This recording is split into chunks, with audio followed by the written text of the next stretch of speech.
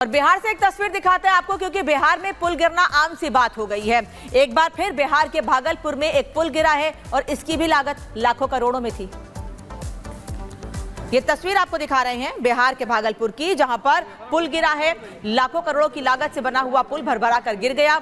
भारी बारिश हो रही है बिहार में, बाढ़ जैसी स्थिति बनी हुई है कई जगहों पर, लेकिन ये पुल ऐसे हैं जो हल्की भी बारिश झेलने की स्थिति में नहीं है, लेकिन अगर भारी बारिश होती है तो भरभरा कर गिर जाते हैं।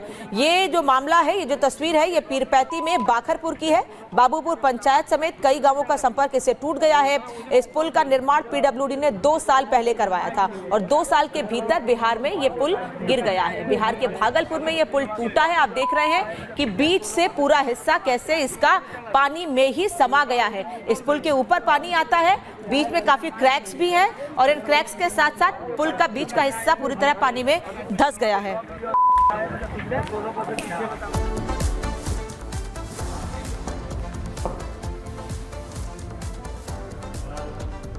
तो एक तरफ जहां उत्तर प्रदेश सरकार की पुलिस के द्वारा किए गए एनकाउंटर पर लगातार बवाल देखने को मिल रहा है और विपक्ष द्वारा सियासत भी की जा रही है, तो दूसरी ओर एक बार फिर से पुलिस लंगड़ा ऑपरेशन चला रही है और इस बीच बताया जा रहा है कि हर तथ्य को खोजने की कोशिश की जा रही है। क्या है मामला, देखिए।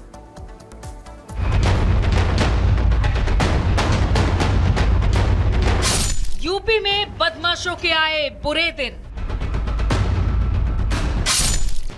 ऑपरेशन लंगड़ा से बदमाशों में मचा हाहाकार। योगी राज में जान की भीख मांग रहे बदमाश कह रहे हैं बख्श दो, माफ कर दो, अब नहीं करेंगे अपराध। योगी सरकार के दूसरे कार्यकाल में बदमाशों की शामत आ गई है। शहर दर शहर बदमाशों का ढूंढ कर एनकाउंटर किया जा रहा है और उन्हें पकड़कर जेल की सलाखों के पीछे डाला जा रहा है। अब एक बार फिर मुजफ्फरनगर में पुलिस की गोली बोली तो बदमाश की पूरी अकड़ ठिकाने लग गई। देखिए कैसे ये बदमाश यूपी पुलिस के सामने गिड़गिड़ा रहा है, रहम की भीख मांग रहा है। आज से बाद में गाय नहीं काटूंगा। नहीं तो आज के पहले इंतजार कर रहे थे क्या काटने का? नहीं, अब से कोई भी गुनाह नहीं करूंगा। नहीं, तुम्हारे खिलाफ कितने मुकदमे पता है? हर बार मुझे माफ कर दो। अरे मार दिए जाओ तुम मानोगे? मुझे माफ कर दो। चलो इशारा गाड़ी वाले ले चलो। पुलिस के सामने हाथ जोड़कर रहम की गुहार लगा रहा ये बदमाश कोई छोटा मोटा बदमाश नहीं है। इसके गुनाहों की फहरिस्त काफी लंबी चौड़ी है। दरअसल हाथ जोड़कर रहम की गुहार लगा रहे इस बदमाश का नाम समरेज है, जो गौ तस्कर है और लंबे समय से मुजफ्फरनगर, बागपत और मेरठ की पुलिस की नाक पर इसने दम कर रखा था। इसके काले कारनामों की लिस्ट इतनी लंबी है कि बदमाश समरेज के खिलाफ मेरठ और बागपत जिले में 15 मुकदमे दर्ज हैं और ये गौ तस्करी की कई बड़ी वारदातों में शामिल है। लेकिन मुजफ्फरनगर पुलिस ने देर रात बुढ़ाना कोतवाली के मंडवाड़ा रोड पर एनकाउंटर करके बदमाश समरेज को धर दबोचा और उसके आतंक का अंत कर दिया। पुलिस की गोली लगने से गौ तस्कर समरेज बुरी तरह से घायल हो गया और उसकी हालत ऐसी हो गई कि बदमाश को कंधों पर टांग कर थाने लाया गया। पुलिस ने मुठभेड़ वाली जगह से एक तमंचा, 4 कारतूस और एक बाइक बरामद की है।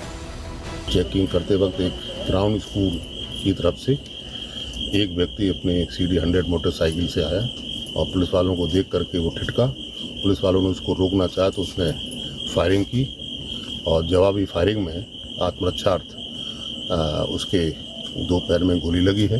तो उसमें जुलाई में गौकशी में बातचीत चल रहा था और पुलिस मुठभेड़ में भी बातचीत चल रहा था। मुजफ्फरनगर पुलिस ने बदमाश समरेज के आतंक से लोगों को छुटकारा तो दिला दिया, लेकिन एनकाउंटर पर सवाल उठाने का सिलसिला लगातार जारी है।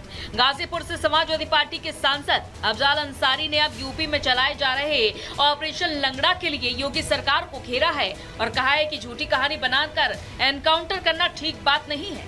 अगर असली अपराधी है और सही मुठभेड़ है तो ऐतराज का कोई सवाल नहीं। हम मुठभेड़ कहानी झूठी है अगर मुठभेड़ की तो वो निंदनीय है, वो कानून के विरुद्ध है। हम उस तरह की घटना का विरोध करते हैं। यूपी में एक तरफ जहां पुलिस की गोली बोल रही है तो वहीं एनकाउंटर पर सियासी घमासान भी जारी है। हालांकि यूपी पुलिस का बदमाशों को साफ साफ कहना है कि सुधर जाओ, या तो यूपी छोड़ दो, और अगर ऐसा नहीं किया तो फिर एक ही रास्ता बचता है, ऑपरेशन लंगड़ा। Bureau report, Republic Bharat. लेकर फैलाई गई उत्तर प्रदेश के हाथरस में अंधविश्वास में बच्चे की हत्या, तरक्की पाने के लिए दी मासूम की बलि। बच्चे के शव को ठिकाने लगाने के लिए कार में लेकर घूमता रहा डीएल पब्लिक स्कूल का मैनेजर। तरक्की पाने के लिए दूसरी क्लास के बच्चे की गला दबाकर हत्या कर दी गई। स्कूल मैनेजर दिनेश बघेल को गिरफ्तार कर लिया गया। उसके साथ पिता तांत्रिक और 5 लोगों की गिरफ्तारी हो गई है। दिल्ली के शाही ईदगाह पर अतिक्रमण को लेकर फैलाई गई अफवाह, भारी संख्या में पहुंचे लोग, पुलिस बल को किया गया तैनात, लोगों से की गई शांति की अपील। अतिक्रमण को लेकर फैलाई गई अफवाह के बाद अलर्ट पर है प्रशासन। शाही ईदगाह के पास बढ़ाई गई सुरक्षा, भारी पुलिस बल और आरएएफ की तैनाती। दिल्ली पुलिस के मुताबिक अफवाह फैलाने वालों के खिलाफ की जा सकती है कार्रवाई। कल लोगों ने की थी जमकर नारेबाजी। शिमला में अवैध मस्जिद के विरोध में आज सद्भावना मार्च, बड़ी तादाद में मार्च में शामिल हुए लोग। शनिवार को हिंदू संगठन का विरोध प्रदर्शन। विरोध प्रदर्शन के बीच घेरे में आई हिमाचल सरकार, बीजेपी ने सुक्खू सरकार पर जमकर निशाना साधा। बंगाल में बिहार के छात्रों से मारपीट का मामला, सीएम नीतीश कुमार ने ममता को लिखी चिट्ठी, दोषियों पर कार्रवाई की मांग।